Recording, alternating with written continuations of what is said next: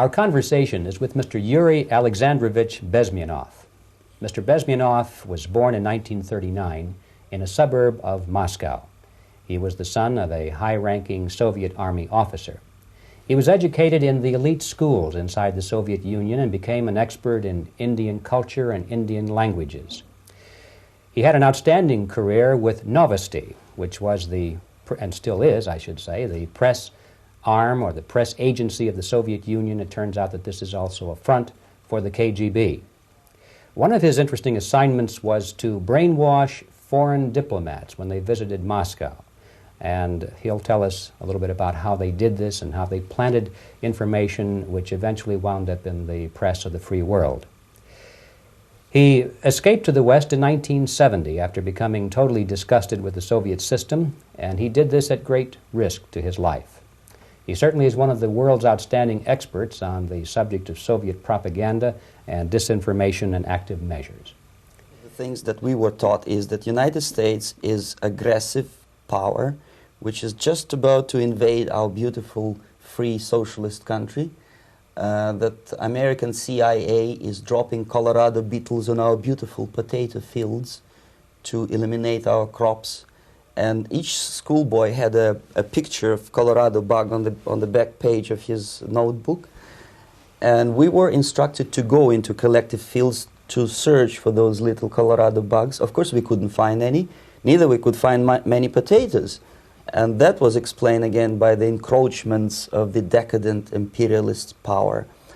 The anti-American paranoia, hysteria in the Soviet propaganda was to such of such a higher degree that many less skeptical people or less stubborn would really believe that the United States is just about to invade our beautiful motherland, and some secretly hope that it will come true. That's interesting. Yes.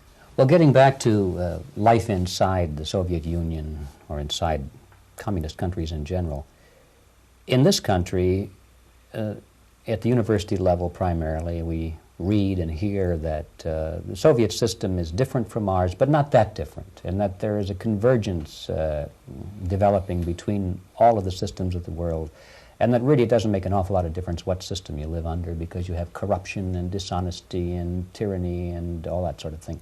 From your personal experience, what is the difference between life under communism and life in the United States? Well, life is obviously very much different for simple reason that the Soviet Union is a state capitalist economically. It's a state capitalism where an individual has absolutely no rights, no value. His life is nothing. It's just like an insect. He is disposable. Whereby in the United States, even the worst criminal is treated as a human being. He has a fair trial, and some of them capitalize on their crimes. They publish their memoirs in their prisons and get handsomely paid by your crazy publishers. The differences, of course, in the daily life are very various, depending on whom we are talking about. In my own private life, I never suffered from communism simply because I was brought up in a family of high-ranking military officer. Most of the doors were open for me. Most of my expenses were paid by the government, and I never had any troubles with the authorities or with the police. So, in other words, I would say I enjoyed, or I had good reasons to enjoy all the advantages of so-called socialist system. Mm-hmm. My main motivations to defect had nothing to do with affluence. It was mainly moral indignation, moral protest, rebellion against the inhuman methods of the Soviet system. Well, specifically, what did you object to?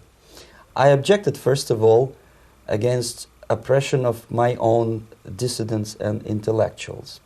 And that was the most disgusting thing that I witnessed as a young man, young student, who was brought up a very troublesome period in our history, from Stalin to Khrushchev, from total tyranny and oppression to some kind of liberalization.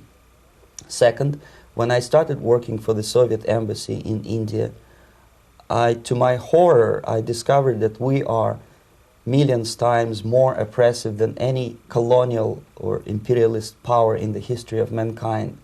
that my country brings to India not freedom, progress, and friendship between the nations, but racism, exploitation, and slavery, and of course economical inefficiency to this country. Since I fell in love with India, I developed something which by KGB standards is extremely dangerous thing. It's called split loyalty, when an agent likes a country of assignment more than his own country.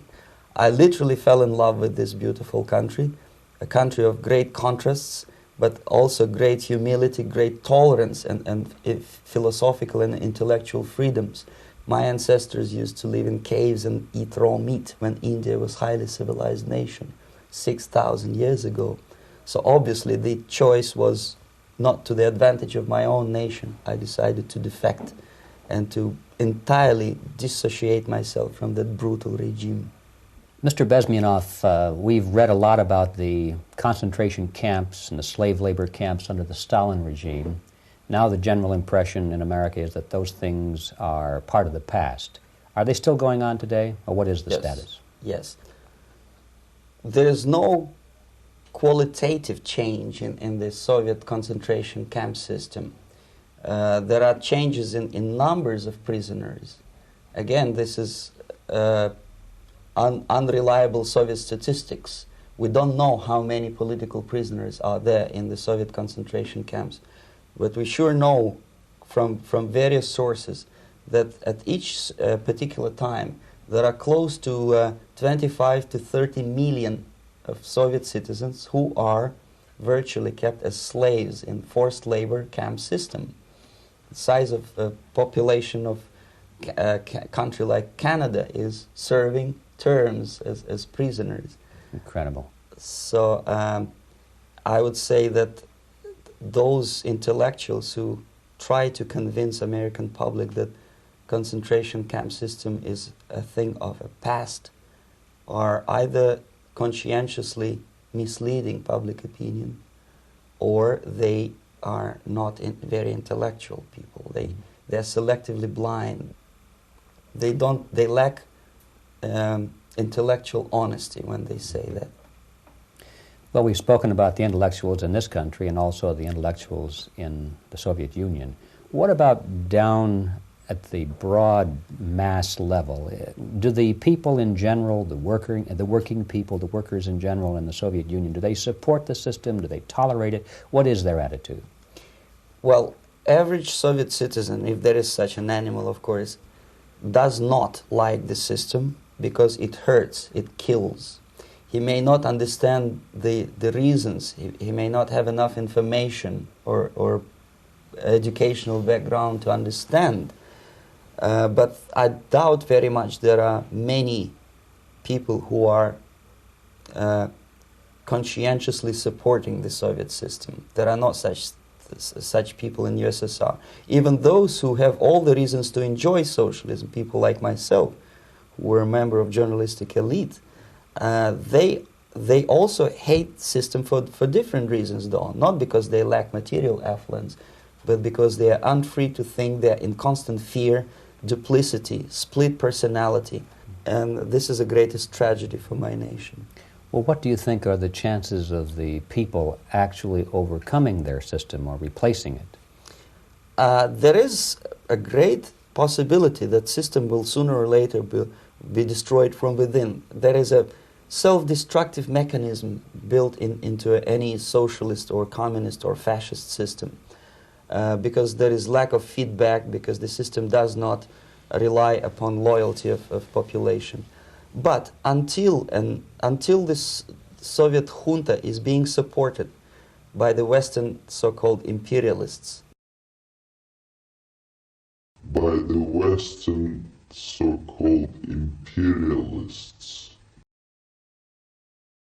that is, multinational companies, establishments, governments, and let's face it, intellectuals, so-called academia in the United States is famous for supporting the Soviet system. As long as the Soviet junta will keep on receiving credits, money, technology, grain deals, and political recognition from all these traitors of democracy or freedom, there is no hope. There is not much hope for changes in my country, and the system will not collapse by itself simply because it's being nourished by so-called American imperialism. This is the greatest paradox in history of mankind, when capitalist world supports and actively nourishes its own destructor. I think you're trying to tell us something. Oh, in yes. This country. Mm-hmm. I'm trying to tell you that it has to be stopped unless you want to end up in Gulag system and enjoy all the advantages of socialist equality. Working for free, catching fleas on your body, sleeping on the planks of plywood in Alaska this time, I guess.